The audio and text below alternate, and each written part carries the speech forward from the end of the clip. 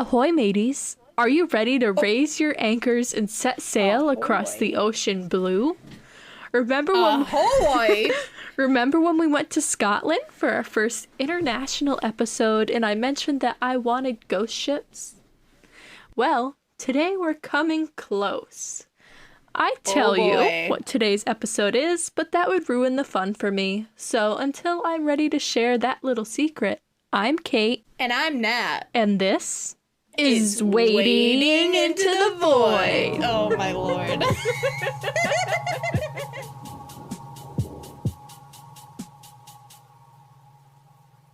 Okay, so it's time to share a positive or exciting thing from our past week because I've enjoyed incorporating it and it's a breath of fresh air that we both definitely needed. I kind of forgot we were doing this. I know, but surprise! The segment's back. Let's go. And I'm going first because I can officially share my news that I've kind of been holding in. You know what it is, but the pod listeners Katie don't know what it is. No, I'm not. That's gonna be a running thing always until I get a fucking niece or nephew. You'd piss yourself when I said, yes, I am. Dude, I would piss, shit, vomit, fart, gag, cry, all at the same time. But no, I am not. But I do and can finally announce that I am, by the time you're listening to this, officially in my brand new job. Yay! It's so exciting! It is. It's full-time, amazing benefits, and I'm so excited to get started. I went and had lunch with my new bosses. It was lovely. They seemed very nice, and the food was good. So, yes. Ooh. But as Natalie knows, I'm also psychotic, and apparently I can't help myself because I'm already starting to plan out my garden for next year. I've ordered my seeds. I've sketched everything where I want the damn things to go, and I'm playing around with the idea of like a virtual farm stand where I like put up what I have, people buy it, and then they like meet me somewhere in a public place so I don't get murdered. Which I'm gonna be helping with. Yeehaw! If it goes to plan, we will see. But we should do. Ooh, we could sell Wading into the Void t-shirts. What? The it's spooky cool. farm stand. See, that's what I said. We should go rent a spot at the farmer's market to sell like t-shirts and stuff and hand out cards for the podcast. They'd be like, what do? We're like, oh, we talk about ghosts and dead people. And monsters. And the people around town will either be like the weirdos that are like, yeah! Or it'll be the like... The weirdos? What do you mean? Those are our people. Dude. Rude ass. We're weirdos. The weirdos. It's not an insult. No, or you'll get like some ornery old funny, person. I'll be like, hey, listen, we talk about shopping too, so... Peep that Bennington Triangle episode. But enough about me, Nat. What do you got?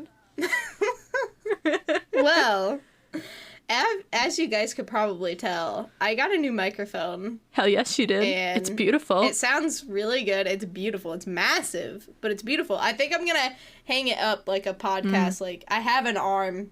I purchased a new arm. But that's just one tiny thing. I finished my class and I passed. Yes, she did. A round of applause. Yes. I'm very happy. I just wanted to get that over with. Literally the worst class ever. And then, as you can tell, I am just simply glowing. Yes. I'm not pregnant. I didn't even bother to ask. But I do feel really good. Good. I felt really bad mentally, but physically I feel good. You look much better now than you did much earlier in the day. Oh, yeah. For sure. No, my whole mood completely changed. So, I was miserable this morning, and now I'm a lot happier. So, unlicensed therapist Katie came through. It was fine. like 10 people came through. But mostly Katie talking to me helped, because that was like right in the thick of it. Hey, my family deals with very similar circumstances, so I have personal experience to share some helpful tips. But, I mean, you also did like a really cool decorative wall in your kitchen, so... Oh my god! Yeah, I did that. It's been a while since we recorded then. I think I did it the day after we recorded, maybe? Yeah. Or the day of. I don't even remember. We didn't record for like a week, dude. It was weird. Yeah, because we had an archive. Yeah. Look at us. So, look at us. Yeah, I did an awesome decorative accent wall in my kitchen. I'm so excited. And I'm really proud of myself because I did 99% of it by myself. The only help that I needed was jigsawing around the outlet holes in some of the paneling. But I did everything else besides that. I had my little nail gun. I was tooting all these woods up on the board. I was, yeah, exactly. And I was painting, and I did it all in one day, all by myself, besides those two things. And it looks dope. And it looks really good. I'm actually shocked because I had no plan. I just did it. I was just doing it in the moment. Some of that's the best stuff, though. I used the fucking circular saw. I used the nail gun. I used... You're popping off. Shout out to Frills and Drills, the construction lady I follow on Instagram. Dude. Check her out. So you'd like her a lot, actually. Are you ready to hop into our Oracle and Tarot readings? Because goddamn, I hope so. Because we're doing it anyway. I'm so ready. So for the lovely Oracle card today, we are going to be using the Starseed Oracle by Rebecca Campbell and artwork by Danielle Noel. Yay! And oddly enough, I told you we're talking about something that sits on the seas today. But the card I pulled is Earthed. And this is the card. Ooh. And this sucker literally jumped out. I couldn't do anything about it. But it's like a woman floating in a crystal, either above like a barren blue desert or like the sea, and I can't really tell. But this card says, learning how to be human in the world, but not of it.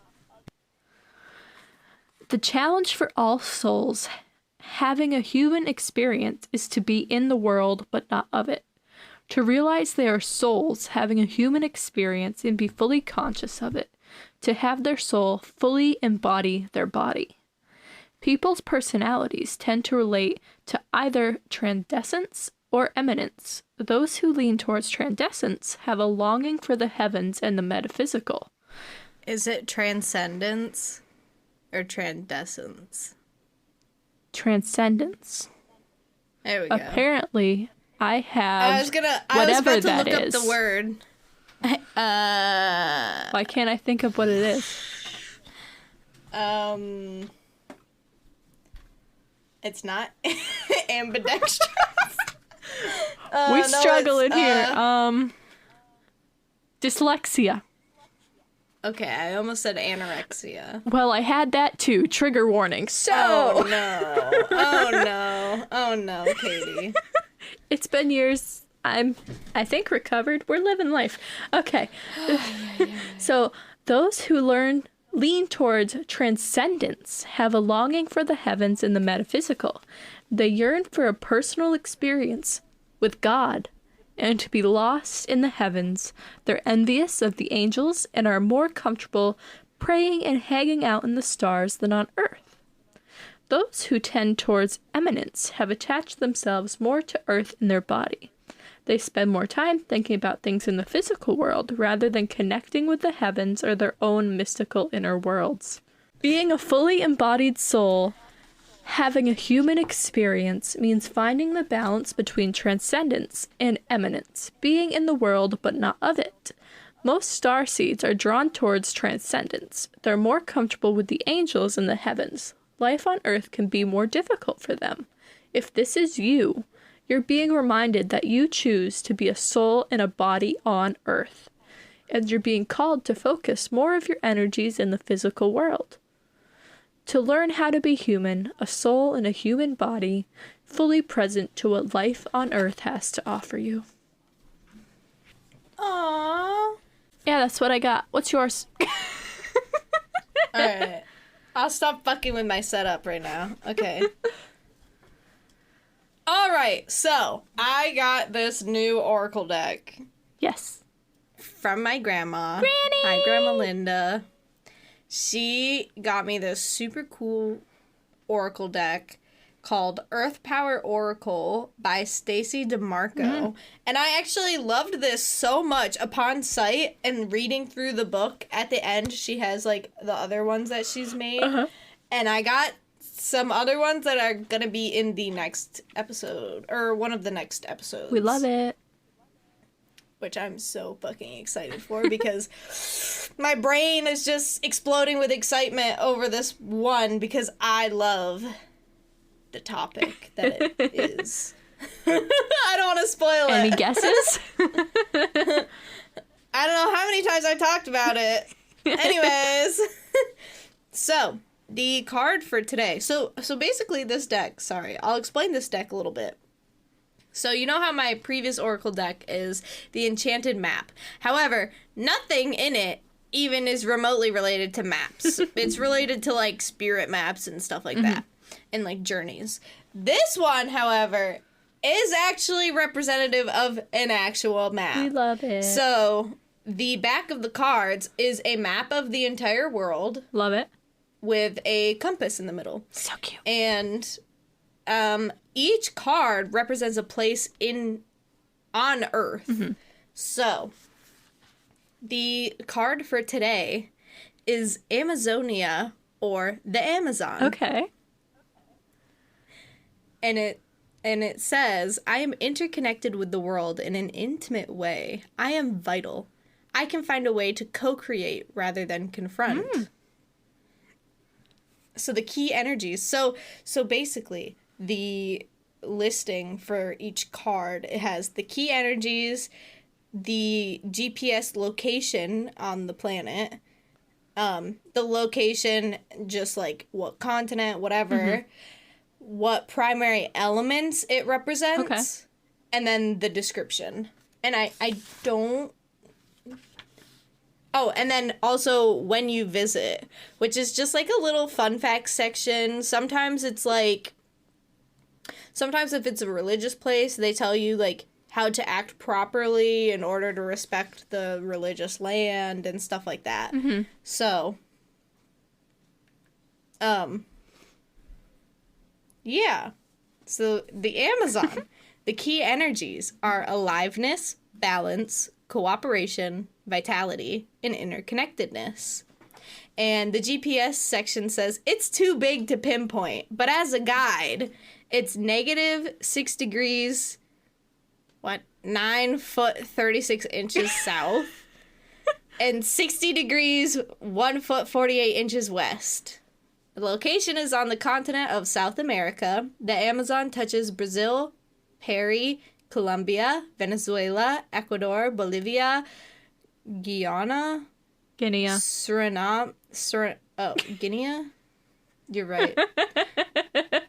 No, it looks like Guyana. Is that right? We're probably both wrong. Guyana. Sorry if you're from there. Suriname, and French Guyana. So the one you said is a different one, but it's still located around there. Okay, anyone? That is just a little insight on the American education system. We apologize. Brother. So the primary elements for the Amazon are earth, air, and water, which makes sense. I don't know what else it would be. Fire. So, well, yeah, but how is it fire? So the description says, when Let's do this so you can really hear my reading voice. When creating this oracle deck, I thought it most important to also include places that are not man-made. No matter how wonderful a temple is, no matter how incredible any piece of ancient or modern architecture, it is important to hark back to natural places that, all of their own, without the influence of our species, still emanate wonder and power. Which I would say the Amazon is probably one of the most places that exude that much power, because it is just completely wild. The Amazon is that place. Yeah. Like, one of the first natural places I considered for inclusion was the Amazon. So this is basically the author just writing about it. Her little shtick. Yeah. So described by many as the lungs of the earth, this is a place of extreme vitality and unmatched biodiversity, simply teeming with life. It is the largest of Earth's dwindling rainforests. A mind-boggling number of plant and animal species live here, including almost 3 million individual species of insects. Gross. And those are the ones that we know of. So that means there's even more. 1 in 10 known species exists in the Amazon. 1 in 5 bird species is Amazonian. Imagine 1 square kilometer containing almost 100 tons of plant life, which would include 1,000 tree species and thousands more species of plants and flowers. This is Katie's paradise. Except for the birds and insects. Add to that block of wall-to-wall plants, thousands of species of insects, and probably hundreds of species of birds, reptiles, and animals, and you begin to get an idea of how interconnected this place actually is. However, the largest rainforest on Earth, 7 million square kilometers, is in trouble. So this is our PSA also. We should have it. We should include an Amazon... oh, Lord. We should include an Amazon rainforest link. We'll put it in the description. Okay. For thousands of years, relatively small populations of people lived around and within the Amazon basin and coast. Their food, water, shelter, and even their spiritual beliefs reflected their quite balanced relationship with this incredible environment. Power animals such as jaguar, caimans, anacondas, and poison dart frogs existed in both the physical world for the tribes and the dream and spiritual worlds. With the coming of civilization and the subsequent population explosion in South America, the rainforest became a resource in a far more damaging way. Humans suck. Deforestation became the norm by the 1960s, particularly the highly destructive slash and burn style, in order to make way for agriculture and farms. So they could have included fire, but I think out of respect for the Amazon, she did not. I was just keeping it real. The forest was essentially being cleared for monoculture for one species, the harvest of hardwoods, and for huge cattle farms for meat, which is what is killing our planet, by the way. Industrial farming is killing our planet.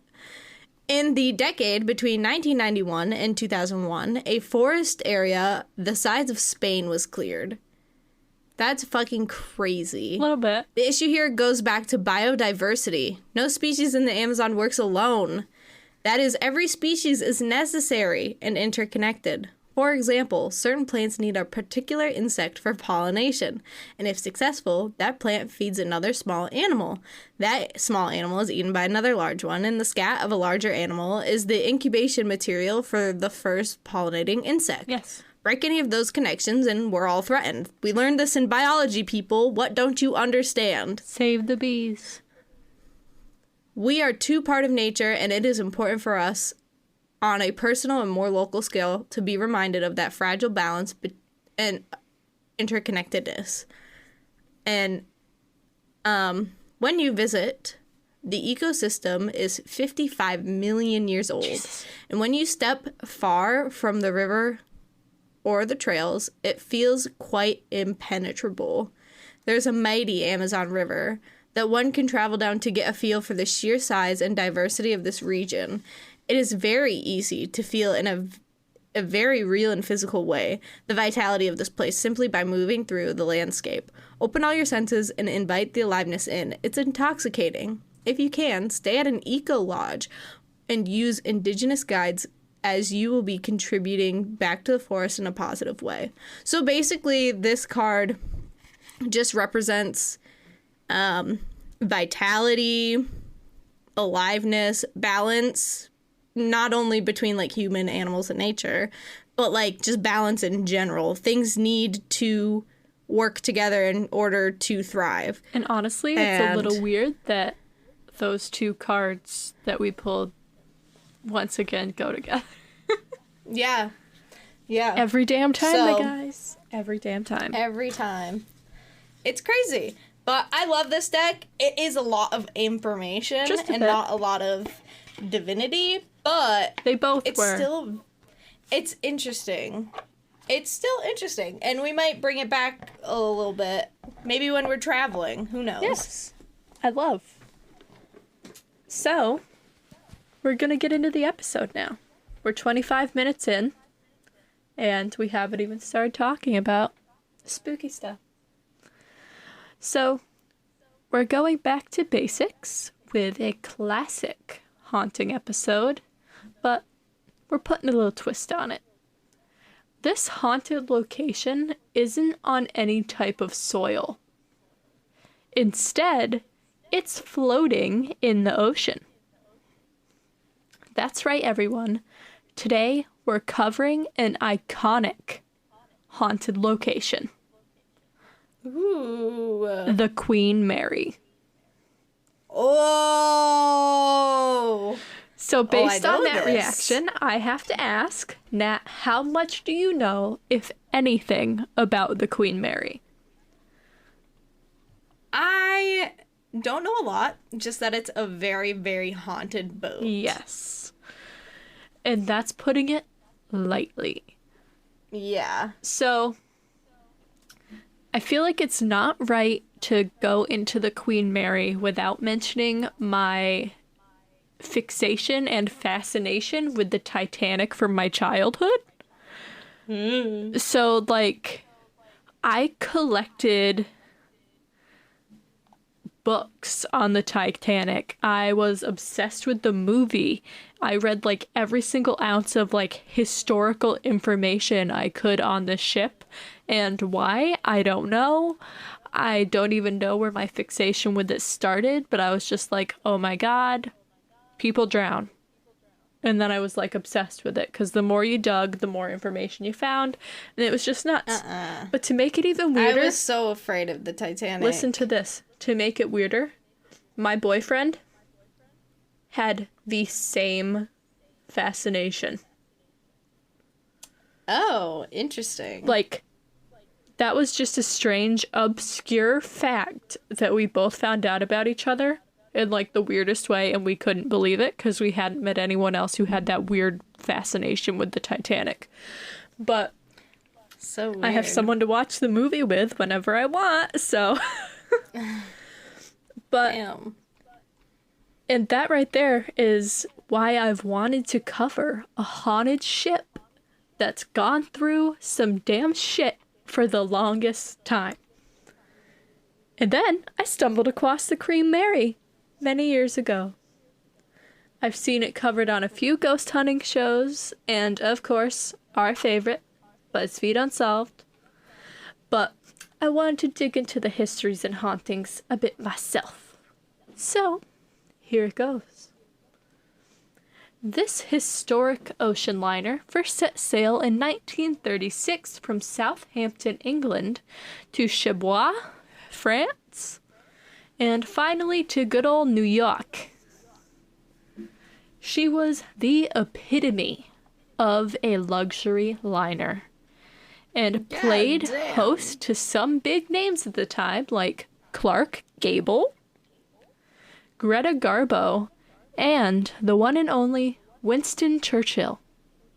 Okay, that's the only one I know. However, by the time World War II came around, this ship went from transporting your everyday passenger to transporting troops. But if a ship could be a boss, the Queen Mary was it. She was the fastest ship of her era. She was 1,000 feet long, and for my Titanic lovers, that's 107 feet longer than our beloved sunken ship.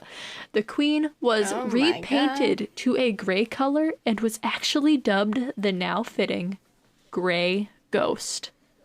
Ooh, I just got goosebumps. Her capacity was nearly doubled by the end of the war and had carried almost 800,000 troops overseas, traveled more than 600,000 miles, and played a significant role in almost every Allied campaign, which I think is pretty cool.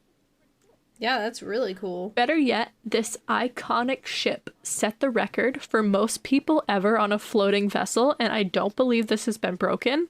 It is 16,683 people.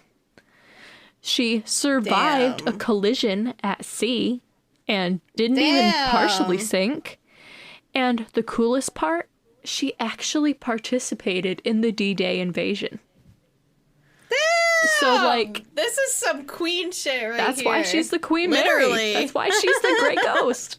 And after her time participating in World War II and defeating Hitler, hell yeah, the Queen Mary once again... The Queen Mary specifically defeated Hitler. Yes. That is facts. It was her and her alone. She's fucking plowed through him. That would have been awesome. They're like, we could never find his body. Why? Because he's embedded in the frickin' bow of the Queen Mary. That's awesome. But when the war was over, she returned to her luxury liner days like nothing had happened. She's it. Right. She's the bitch. She's a boss-ass bitch. She was adorned in Art Deco extravagance and was the ship to sail on until she was retired in December 1967. So wow, that's a long time. Yeah. So she was it. She was popping. She began her stint as a floating hotel after being sold to the city of Long Beach, California for $3.45 million. We absolutely need to go. In her total... Absolutely. 1,001 transatlantic crossings, she had a total of 49 recorded deaths. So in retrospect, I feel like that's a small amount considering the ship held 2,140 passengers on each voyage. Multiply that by 1,001. And she lost 49 people. Damn. And that's including her time in World War II. That's crazy. But, like, that's crazy. Nonetheless, the many periods in the Queen Mary's life make it a perfect breeding ground for spirits. The hotel now plays host to 150 different ghosts. With so many specters on board, it is the perfect place for any ghost hunter to investigate. The Queen Mary is now permanently moored at the Port of Long Beach, California, so if you can get there, it's definitely a must-investigate location. I mean, I personally have about zero interest in going to the state of California. I don't want to see Hollywood. I don't want to see LA. I really don't care. But if I made it into a trip to solely visit some haunted locations, then I'd consider going. I mean, we have the Queen Mary, obviously, the Winchester Mansion, duh, and the Whaley House, which we covered, just to name a few. And there's many more. And Disneyland. I'd rather go to Disney World. But... yeah, but Disneyland had its own stories, though. True, it did. So, what you say? Are you ready to get into the ghosts? Because they don't just haunt rooms. They haunt hallways, pools, and more. Yeah, let's do it. So, despite the shocking number of hauntings, 150 as I mentioned before, many of them can be backed up by a ridiculous amount of sightings. Of course, there's the usual lights turning on and off on their own, bodiless laughter and footsteps, etc., but the Queen Mary has plenty of out-of-the-ordinary occurrences, too. Two areas that are quite active are the first and second class swimming pools. So, People have witnessed watery footsteps appearing out of nowhere and ghostly figures of women in 1930s swimsuits wandering by. Now, you might be wondering, what makes that so strange? Maybe it was just some kid that you didn't see slip out of the pool, right? But what makes it so strange is that neither the first nor second class swimming pools are in operation anymore, and they haven't been for quite some time. So there's no water, but you see watery footsteps just appear out of nowhere. Huh? Exactly. Wow. There are reports of a scared little girl clutching her teddy bear, but she isn't alone because in the area where the second class pool was, many people report seeing and hearing the ghost of a little girl named Jackie Torin. Jackie is said to have drowned on the ship during its sailing days at the age of 5 or 6 and simply just won't move on. It's the sailor's life for her. But people hear her crying, but they also hear her giggling and splashing around. But she calls for her parents too, so she's just, going through those childhood emotions. But what makes Jackie so cool is that she actually responds to questions when prompted. So she'll just be like, no, I read one thing that someone was talking to her and he claimed to be like her uncle. And she was like, you're not my uncle. And I was like, okay. You're not my dad! Exactly. Go away from me, you stupid ass. I miss fine. But me too. One psychic reports that the presence of Jackie is definitely there. However, one thing to note is that there are no reported drownings to ever have occurred on the ship. So Jackie's just there. She's just vibing. I don't know.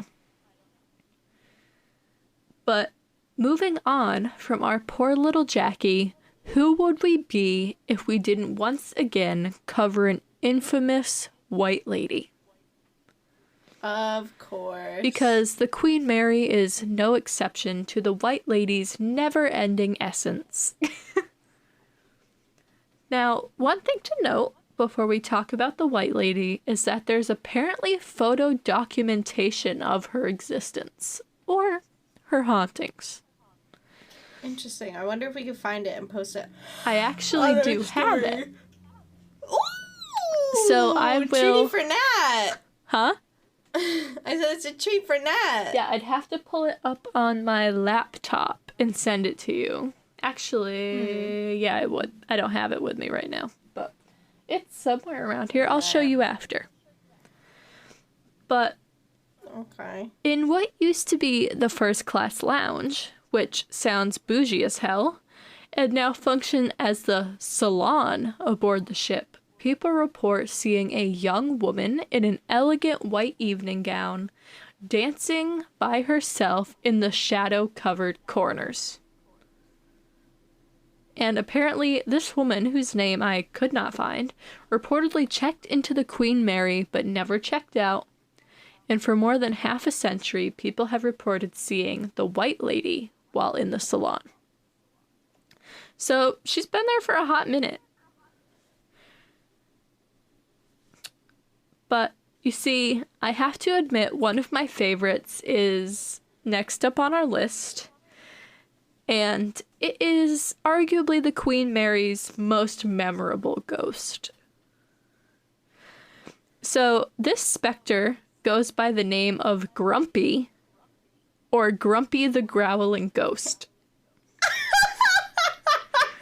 And he is an icon, okay? He sounds like it. He's reported to lurk under the first class stairs, and literally all he does is growl. Can you see my camera shaking from me?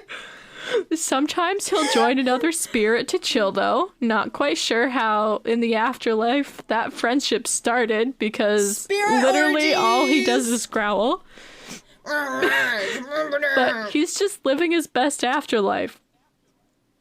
And I have something fun for you, though, Nat. I actually have audio of Grumpy growling, courtesy of Paranormal World G.S. Reynolds, and I'm going to play it for you.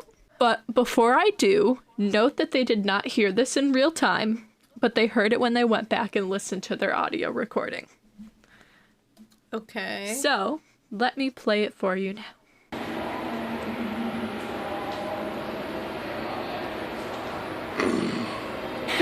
He like shat his pants. He's just like, he's like a zombie ghost. Literally though. But Grumpy's like, he's one of my faves. We love Grumpy. Grumpy might be up there with Goatman for me as far as like my faves go, because he's just literally doing his own thing. I just imagine this super old dude with a beer belly.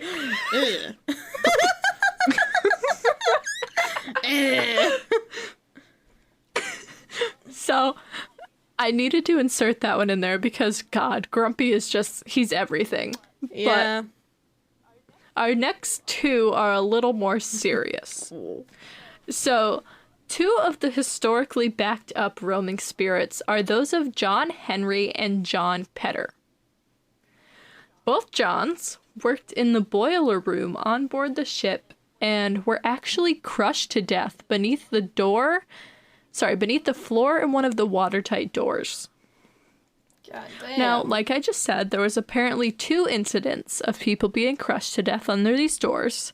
So the reports go back and forth a bit, right? So one story is that the remains were just found in the boiler room one day, which to me seems a bit suspect and lackluster. Literally. Another is that John was crushed to death under the door while they were running drills. And last, which is the most detailed, so I tend to believe this one more than the others, is that one night in August 1966, the boiler room doors were ordered to be closed. Around 5 minutes after the order was issued, the body of an 18-year-old worker was found with his arms pinned to his side and crushed beneath the door. That's horrifying. They got him free and urgently brought him to the hospital ward, but unsurprisingly, with injuries as severe as his were, it was too late.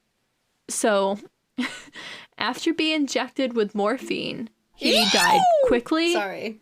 And I hope, like, peacefully. As peacefully as that can be. I mean, he was literally, like, crushed to death. But people report hearing someone running behind them, while others report just, like, whistling. Some people report seeing greasy fingertips and fingerprints appear. They report seeing greasy fingerprints appear on their faces after feeling like they've been touched. And while some people simply report seeing a bearded man in blue overalls lingering around the area where this poor man passed away. One tale, though, that made me laugh was that some investigators reported having a responsive conversation with John when asking him questions about beer.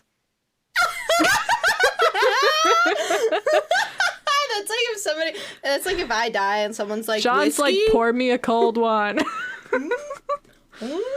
But they just go, after all these years, what's your opinion on titties? And I'm like, me as a ghost. Oh. But just so you know, Grumpy hangs out with John in the boiler room. Honestly, that makes sense. They kind of got those dude bro vibes, like old dudes. They vibed over a cold one. That's what it is. For sure. He was like, hey man, you like beer? And Grumpy was like, and he's like nodding his head. Yeah. So after all these years, though, I'm pretty convinced that their stories have kind of intertwined as one. So I put them together, but I did want to give them the respect of mentioning both of their names. Right? I mean, they're both named John, only the last name's different. But they're it different. Could just be the same. Didn't you say that the guy was a young guy, though, who got pinned? Yes, but they were both reportedly crushed between the doors. The growl guy? Grumpy? No. Oh. No. Grumpy's different. Grumpy's just grumpy. Wait, oh, okay, so there's possibly 3 there were ghosts? 2 Johns. So there's possibly 3? No. Oh. Just the 2. You're confusing the listeners. Wait, but where does Grumpy come in? Grumpy just chills with him sometimes. I don't know.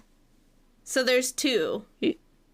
There's ghosts. There's John something and John Petters. And then Grumpy. So there's 3. But Grumpy wasn't crushed. No. Grumpy's just I'm chilling. just trying to see who's at the ghost party. Oh, John, and Grumpy. John, Grumpy. Gigi. Did I really just say that? So, by this point, we only have 2 notable ghosts left to cover. Captain Jones and Dana.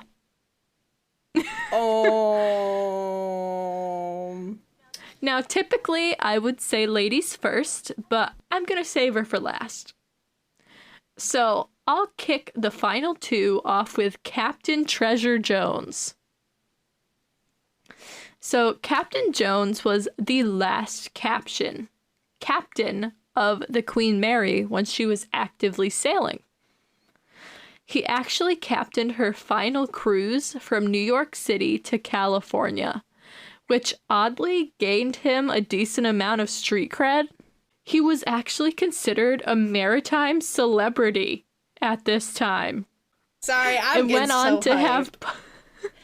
have plenty of opportunities in the sailing industry after the ship was retired. So, like, homie was a celebrity in, like, a very niche community. But sadly, he passed away in 1993 at the age of 87. I mean, that's a long life. Yeah, but he was the G. I don't know. The G of the sea. Literally. But it seems that his spirit has returned to the ship in the afterlife. Must be he just couldn't let it go. Now, you see, Captain Jones loved a good cigar, which I think is gross, but, you know, good for him. His affinity for cigar smoking is important, though, because visitors today frequently smell the lingering smoke from his cigars near and inside the captain's quarters. And, you know, now that we've batted away that cloud of smoke, why don't we shift our attention over to our final ghost, Dana. Bum, bum, bum. Now, Dana. Her death is one of the more gruesome and horrifying deaths to take place on board the Queen Mary. Shout out to my barber dog. You've never heard that TikTok sound? No! Okay, never mind. That one's lost on me. I'm old. But the legend says that someone murdered Dana in her family in room B474. Okay, if we ever go on a trip to the Queen Mary, yeah, we are not going in that room as a family with my sister. Why? I don't know. Nothing would happen. But apparently, they strangled Dana's younger sister and her mother. Why? Who were found on the bed within the cabin. And then they moved on to shoot Dana in the bathroom. Oh, man. But you see, just like your sister would, Dana is said to be found playing with some of the other children near the pools, as well as partying it up with Grumpy and John in the boiler room. Now, I can't wrap up this episode without mentioning, debatedly, the most haunted room on board the ship. Room B340. I remember this from the Shane Dawson and Garrett Watts video. Yes. So, in this room, which has apparently had issues long before the Queen Mary was converted into a floating hotel, a British third-class passenger named Walter J. Adamson passed away. This unfortunate incident took place in 1948, and the details on how he met his end remains unknown. They couldn't say if it was natural causes or if it was something a little bit more suspect. That's a little spooky. Yes, but years later, in 1966, a woman who was staying in this room was reportedly awakened in the middle of the night when the covers were ripped off of her. Oh my god. When she snapped awake, she found a man standing at the foot of her bed. Upon screaming and alerting a steward, the man seemingly disappeared into thin air. In present day, guests report hearing someone knocking on the door in the middle of the night, as well as seeing the bathroom lights flicker on and off. Spooky. And, you know, for quite some time, the room was actually shut down and guests were no longer allowed to stay there as the hauntings and terror continued to increase. Damn. However, because they saw an opportunity, in recent years, the hotel has opened the room back up for more daring visitors. Okay. So, since then, cleaning staff report having to turn the water off in the bathroom when no one had stayed in the room for days. And literally seeing the sheets torn off immediately after putting them back on the bed. What the hell? Apparently this guy doesn't like sheets, okay? And judging on this activity as a whole, and my personal opinions on this and what I know, I feel like the spirit is more like poltergeisty than anything malicious. But who knows? Now, I'm sure there's more that's happened on board the Queen Mary that I didn't mention. But this was like a day and a half worth of research, and there's simply more evidence captured by paranormal investigators that I just couldn't go into. So, nonetheless, that's our episode on the Queen Mary. Damn. And since episode 1, whenever I do a classic haunted case, I have to ask Nat if she has a favorite ghost. You already know! And I can't break the tradition now, even though I know who it is. But Nat, who is your favorite spirit? Grumpy! Oh my god, yeah, of course. But you see, you guys, how could you not love True. Grumpy? He's not even doing anything wrong. He's just grumbling and groaning. He's literally just existing. vibing. That's so funny. He just lives his life to grumble and growl at people. He's like, oh, I can pass on?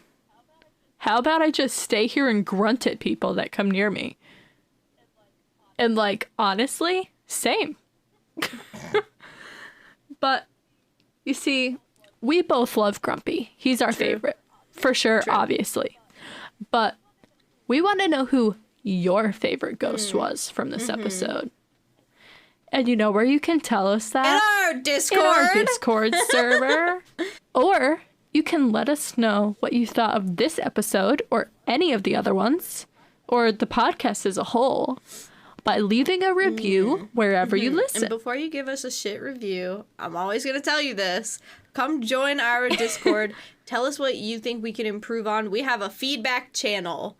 And also you can email us or directly message us on Instagram, Twitter, whatever. I want to improve. I want to earn a 5-star review. And I think we're kind of getting there. You know, I got a new mic. Katie, you're probably going to get a new mic. Quality's going to go up. Yes. We're going to get better editing software. We got a lot of ideas. We're slowly getting there. We just need, a little more support. Well, with that in mind, if you listen on Anchor, you can now... Or Spotify. Is it through Spotify? I think. I'll have to check.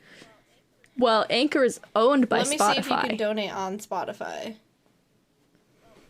Well, regardless, while Nat looks that up, I just activated a feature that allows you to donate monthly to the podcast if you don't want to get Patreon, but you still want to give a little something. You can donate directly on Anchor or Spotify to the podcast however much you want. I believe it starts at 99 cents a month and goes up from there.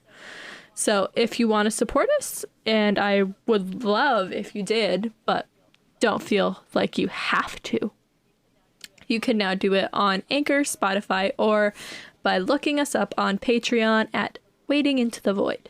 I don't know. I don't see anything. Oh, support this podcast. Hang on. Did you add that?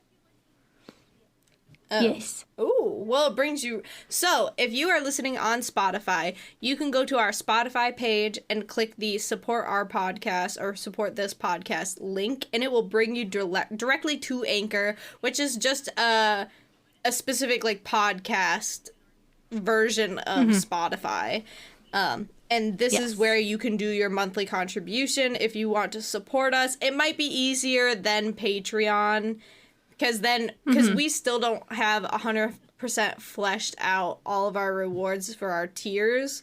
So this might be a good option if you want to donate 99 cents until we figure our shit out. That would be awesome. You are not obligated, of course, but we would really appreciate it, and it would help improve the podcast quality and allow us to do more with the podcast. Yes, it would. And you know what else would help the podcast? If you sent in your listener stories. Guys, we got a few. We have 3 or 4 right now, I think. So I'm almost ready to write another episode. Yeah, I'm totally down. I might add in one of my own stories and give it an anonymous name. Dun, dun, and you can guess which one. Maybe I could guess too. which one it is. I could do it too. Mine are a little more wholesome though, so it might be easy to pick it out. I think I've told most of my really disturbing stories. So it's not wholesome. It's just weird. But I was just talking to my sister about it on Saturday night, I think. So it's fresh in my little noggin. Perfect. But yeah, if any of you listening have visited the Queen Mary and have a story of your own, send it to the email.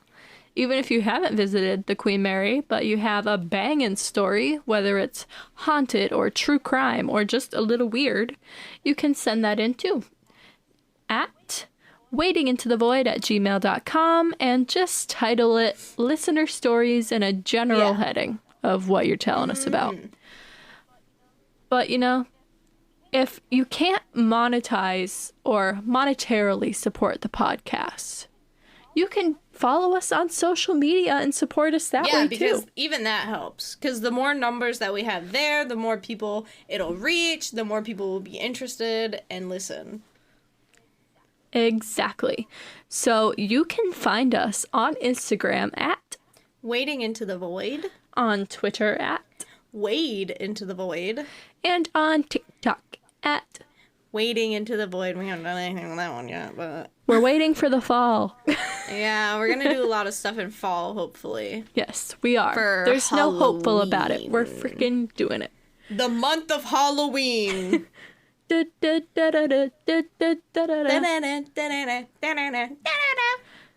Anyways.